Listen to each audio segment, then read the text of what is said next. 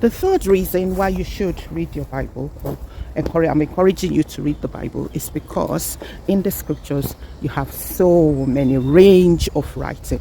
You've got stories, you've got principles, you've got you've got poetry, you've got a range of things that can entertain you. You've got some stories you don't really want to read as well, but that is life because it's a living book.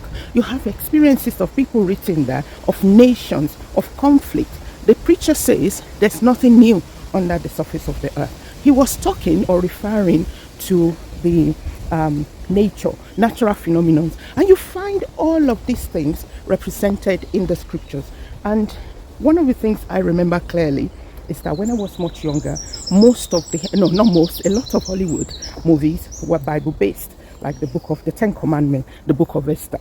Those are stories that are intriguing that we find in the scriptures. So there is a lot of entertainment as well in there. And we know that one of the ways we learn in life is to not necessarily giving you tick points or a list of things that you need to do, but you learn from stories. We can learn from stories, we can learn from people's experiences, and a range of this is present. You have them present in the scriptures, and when you're reading the Bible you will be exposed to this. So I encourage you to read the Bible, and that is my third point.